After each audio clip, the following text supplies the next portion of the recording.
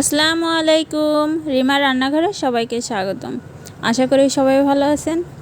Noodles কিন্তু আমরা অনেকে অনেকভাবে রান্না করে থাকি, কিন্তু এই পদ্ধতিতে বাড়িতেই একবার রান্না করে খান, তাহলে আমার মনে হয় না আর কোনো পদ্ধতি ট্রাই করবেন, কারণ এটি এতটাই মজা যে আপনি এর ফ্যান হয়ে যাবেন। তাহলে চলুন শুরু করা যাক।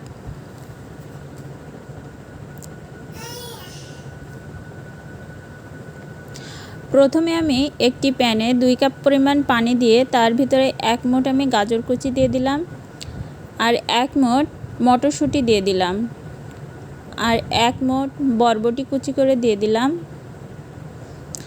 অর্ধেকটা সিদ্ধ হয়ে এলে তার ভিতর থেকে অর্ধেক সবজি আমি উঠিয়ে তার ভিতরে আমি 1 প্যাকেট নুডলস দিয়ে দিলাম। দিয়ে ভালোভাবে সিদ্ধ করে নিয়ে আমি উঠিয়ে ভালোভাবে ধুয়ে পরিষ্কার করে নিব। করে একটি প্যানে রান্নার তেল দিয়ে দিলাম 4 টেবিল চামচ মতো। তার ভিতরে আমি 1 মুঠ পেঁয়াজ কুচি ও 2-3টা কাঁচামরিচ কুচিয়ে দিয়ে দিলাম। দিয়ে ভালোভাবে নাড়াচাড়া করে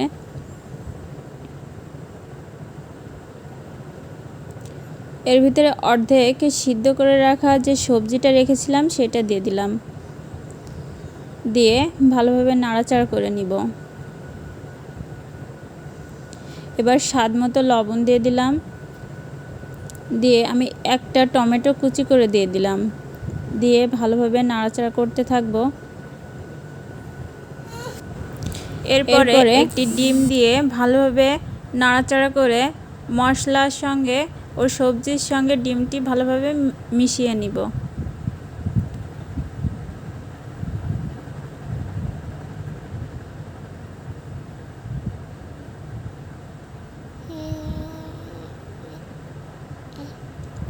ভালোভাবে মেশানো হয়ে গেলে এখন আমি 1 প্যাকেট নুডলসের মশলা আমি দিয়ে দিলাম।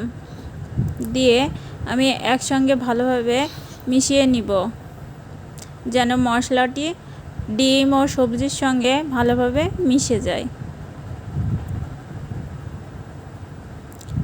মেশানো হয়ে গেলে আমি ধুয়ে রাখা নুডলসগুলো আমি এর ভিতরে দিয়ে দিলাম।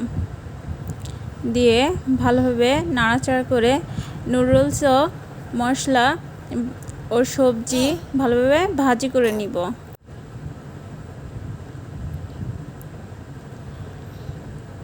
আমার নুডলসটি প্রায় হয়ে গেছে।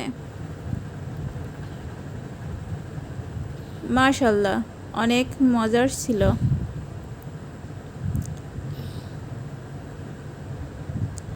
সবাই ভালো থাকবেন, সুস্থ থাকবেন, আমার জন্য দোয়া করবেন। আল্লাহ হাফেজ।